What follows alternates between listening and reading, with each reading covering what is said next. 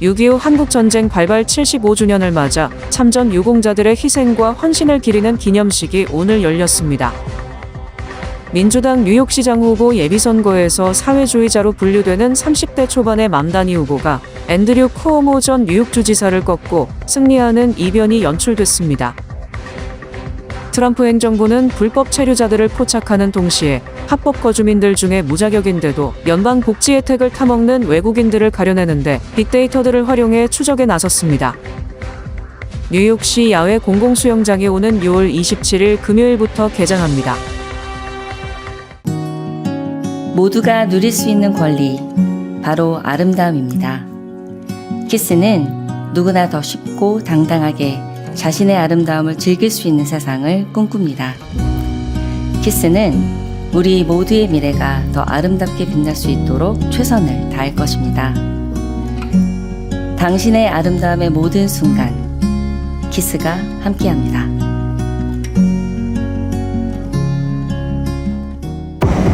당신의 첫 전기차 고민되시나요? 전문가는 답을 알고 있습니다.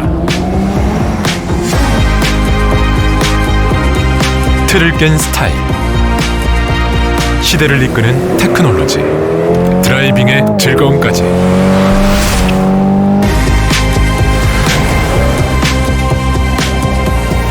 현대, 전기차의 판도를 바꾸다. 현대 아이오닉.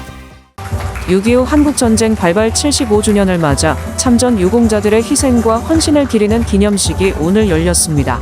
대한민국 6.25 참전 유공자회 뉴욕지회가 주최하고 민주평통 뉴욕협의회가 주관한 제75주년 한국전쟁 기념식에 150여 명의 참석자들이 모인 가운데 플러싱 코리아 빌리지 디모스 연회장에서 열렸습니다.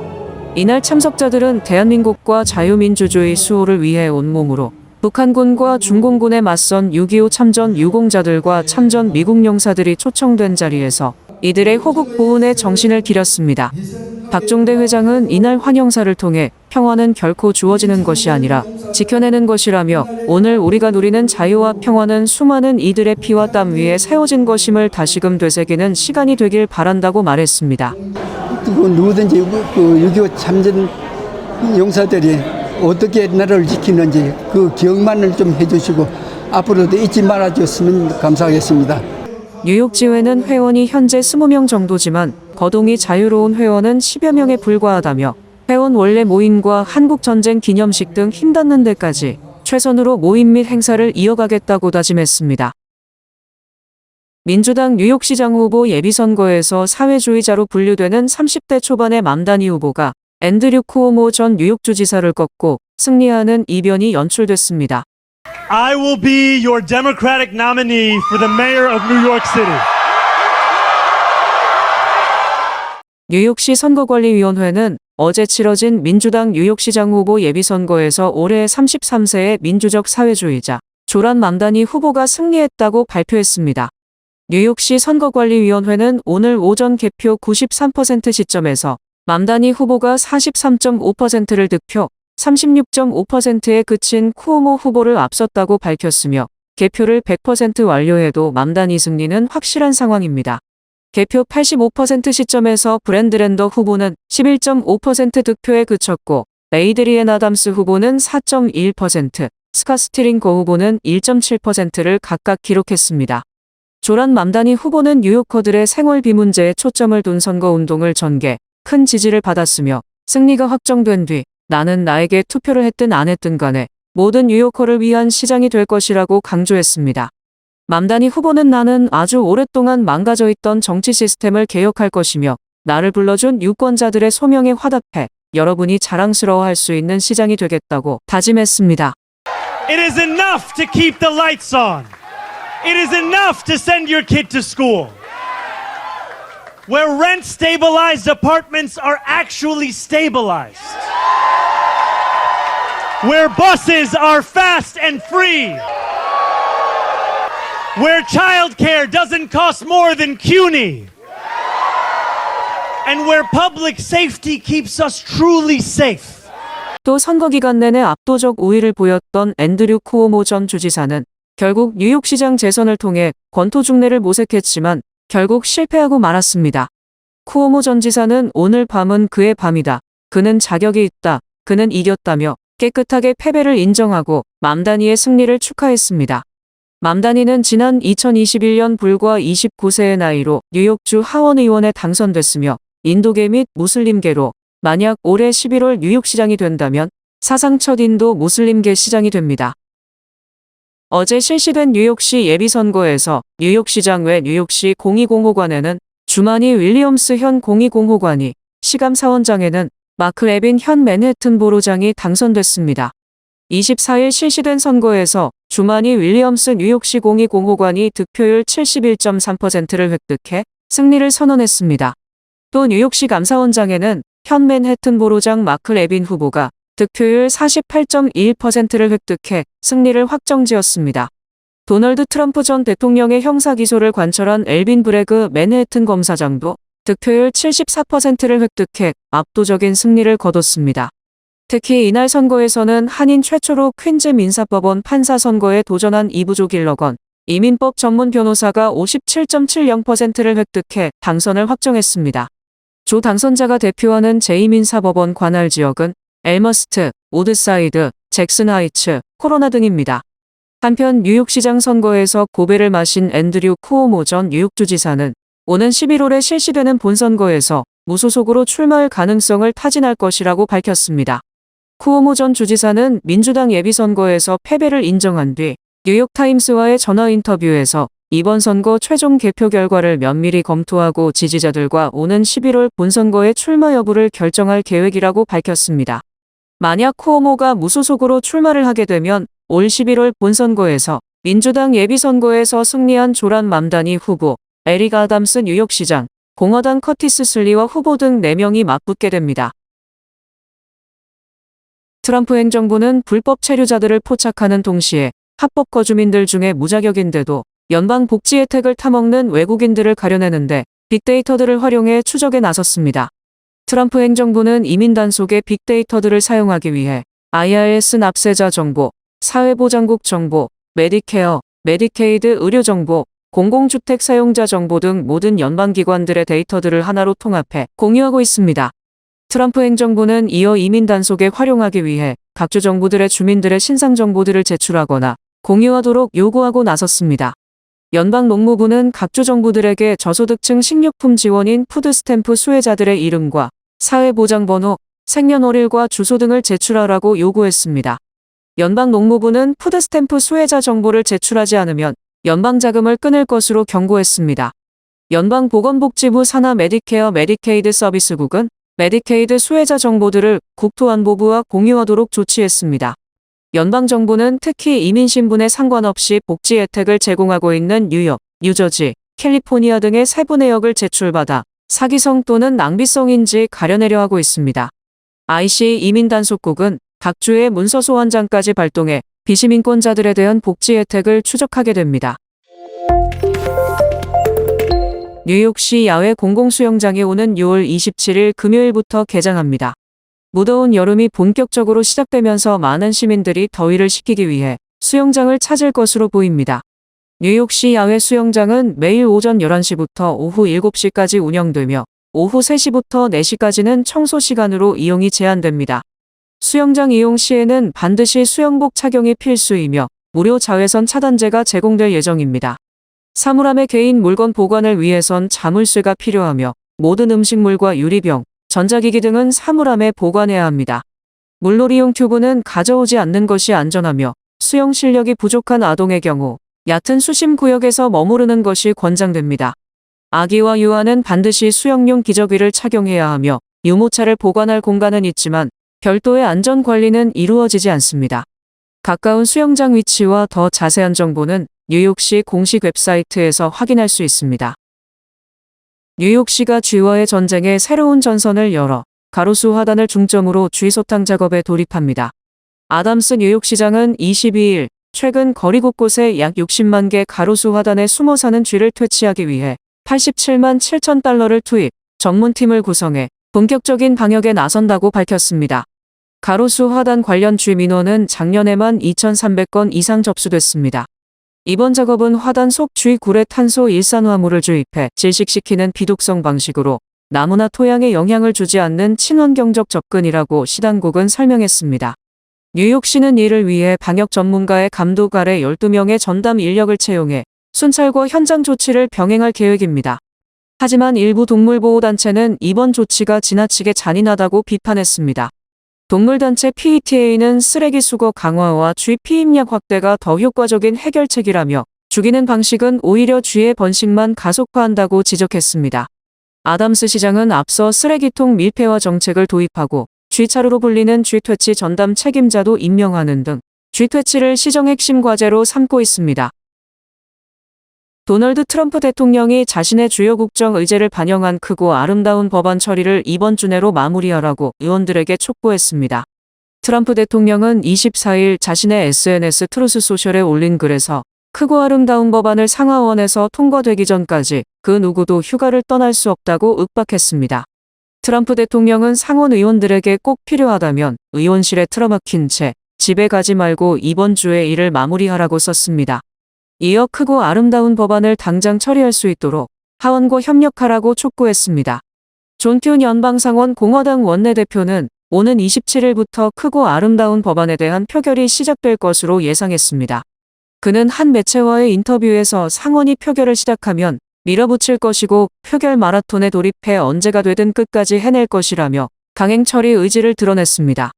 현재 상원 내부의 보수 강경파와 중도파 모두가 일부 핵심 조항에 반발하고 있어 표결 결과를 예단하기 어려운 상황입니다. 이에 대해 튠 의원은 트럼프 대통령이 소속 의원들과 전화 통화, 소규모 회동 등을 통해 적극적으로 설득에 나서고 있다고 말했습니다. 상원은 의회가 설정한 7월 4일 마감 기한까지 법안을 처리할 수 있을 것으로 확신했습니다. 북대서양조약기구 32개국이 2035년까지 국방비를 국내 총생산의 총 5%로 증액하기로 공식 합의했습니다. 25일 나토 정상들은 네덜란드 헤이그에서 채택한 공동성명으로 전력 증강 계획인 나토 군사 역량 목표를 이행하기 위해 연간 GDP의 최소 3.5%를 핵심 국방 수요에 투입하고 이를 위한 연례 계획을 제출하겠다고 밝혔습니다. 또 GDP의 최대 1.5%를 핵심 인프라 보호, 네트워크 방어, 방위산업 기반 강화 등에 제출한다고 합의했습니다. 이는 도널드 트럼프 대통령이 요구한 방위비 5%를 맞춘 수준이며 2014년 합의된 현행 목표치인 2%에서 배 이상 증액하는 방안입니다. 합의된 계획에 따른 전체적인 지출 궤도와 균형은 2029년 전략적 환경 및 개편된 군사 역량 목표를 기반으로 재검토한다는 내용도 공동성명에 포함됐습니다. 정상들은 또 나토의 집단 안전보장에 대한 철통 같은 의무이행 약속을 천명했습니다. 공동성명은 우리는 워싱턴 조약 제5조에 명시된 집단 방위를 재확인한다며 한 나라에 대한 공격은 모든 나라에 대한 공격이다라고 밝혔습니다.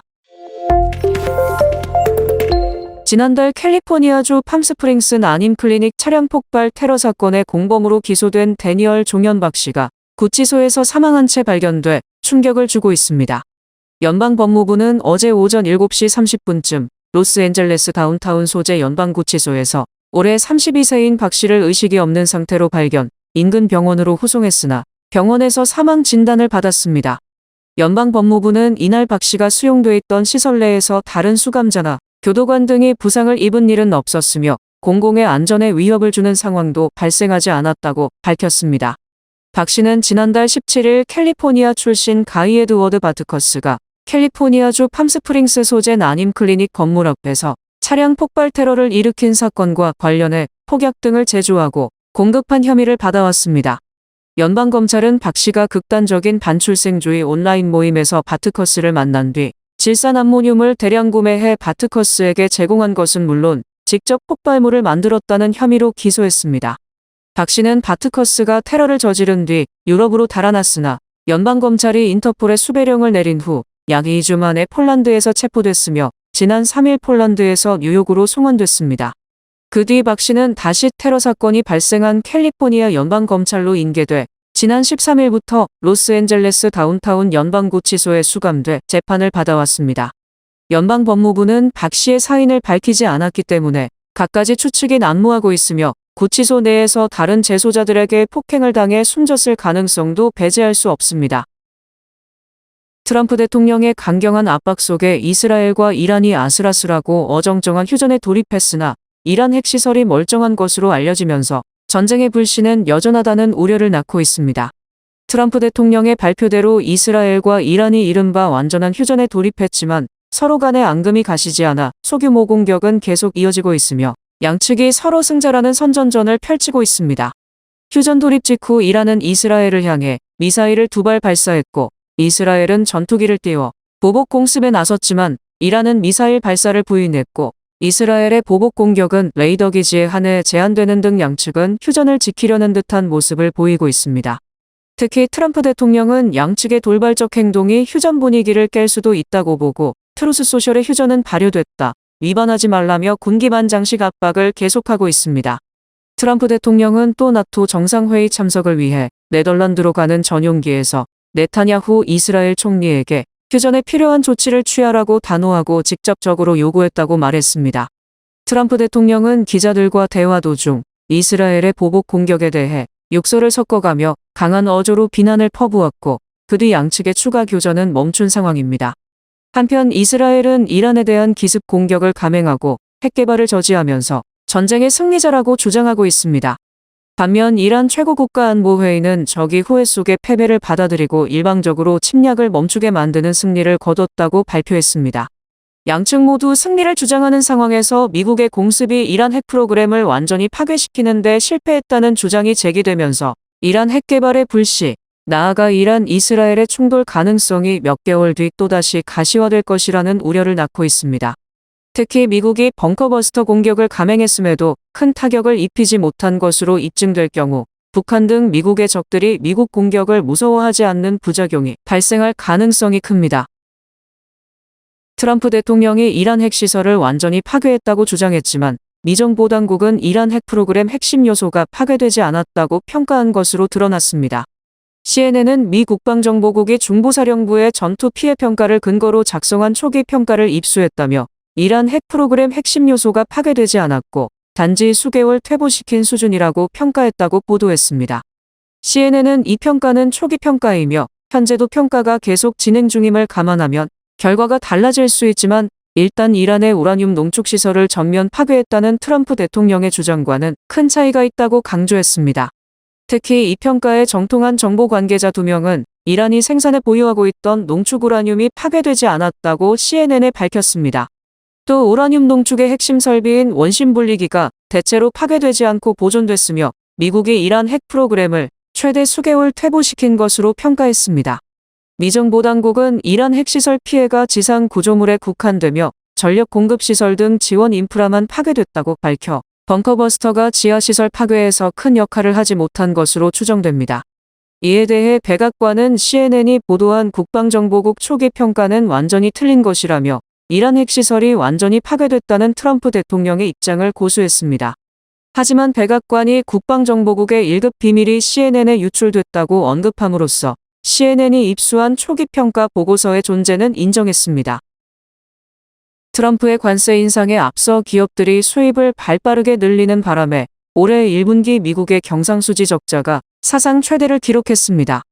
연방상무부 경제분석국은 1분기 상품 및 서비스 수지, 자본수지 등을 종합한 경상수지 적자가 전분기 대비 1,382억 달러 늘어난 4,502억 달러를 기록, 전년 대비 44.3% 급증했다고 밝혔습니다. 이는 3개월 만에 적자가 무려 1.44배 급증한 것이며 로이터 통신이 집계한 전문가들의 경상수지 적자 4,433억 달러보다 많은 것입니다. 특히 이 기간 중 상품 수입은 1,582억 달러나 급증하면서 수입 총액이 1조 달러를 기록했으며 서비스 수입은 지적재산권 사용료가 줄면서 18억 달러 감소한 2,178억 달러로 집계됐습니다. 또 수입품 중에는 골드바나 금화 등 화폐나 투자 목적이 아니라 산업용이나 장신고용 등으로 수입되는 비화폐성 금과 의약품 수입이 늘어났습니다. 이번 경상수지 적자는 국내 총생산의 6.0%에 달하는 것으로 이는 2006년 3분기 6.3% 이후 가장 높은 수준이며 이 역시 지난해 4분기 4.2%에서 약 1.5배 급상승한 것입니다. 한편 지난해 4분기 경상수지 적자는 이전에는 3,039억 달러로 잠정 추산됐으나 실제는 3,120억 달러인 것으로 확인됐습니다. 경제 전문가들은 경상수지 적자 확대와 연방정부 재정 적자 및 그에 따른 금융비용 증가가 장기적으로 달러화 약세 등 달러 자산의 위험을 초래할 수 있다고 경고했습니다. 뉴뱅크와 함께 꿈의 집을 마련하세요. 빠른 승인, 맞춤형 서비스, 전문가 상담, 지역 전문성, 경쟁력 있는 이자율. 뉴뱅크가 주택 소유를 쉽고 간편하게 모든 단계에서 도움을 드립니다. 지금 바로 가까운 뉴뱅크 지점을 방문해서 홈모기지 대출 상품에 대해 문의하세요. 뉴뱅크 제공입니다.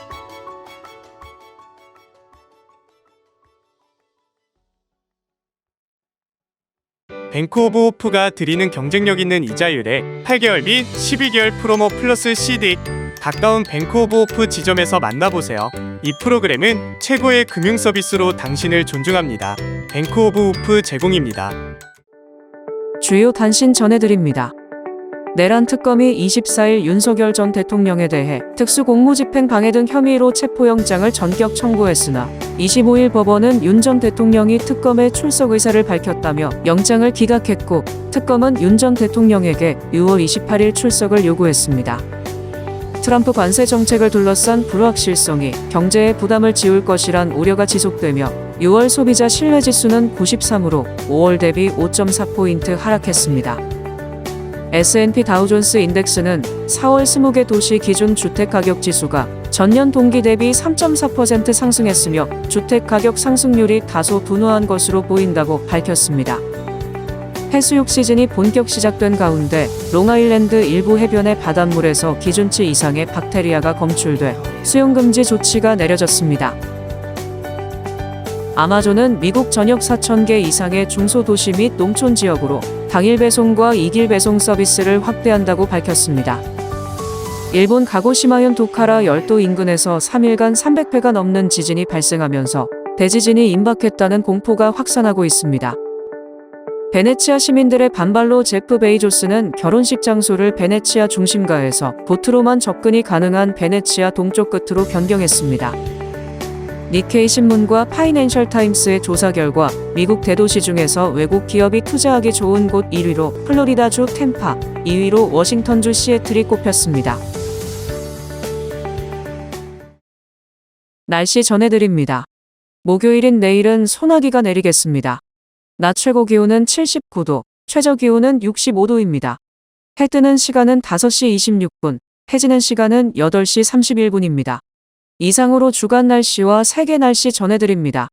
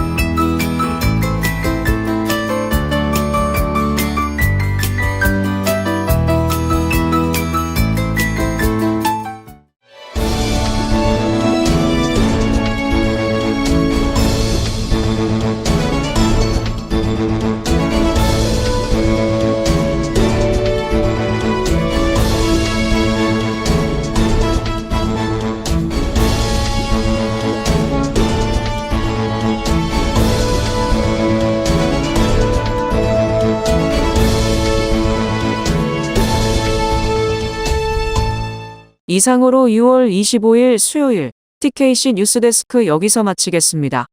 시청해주신 여러분 고맙습니다.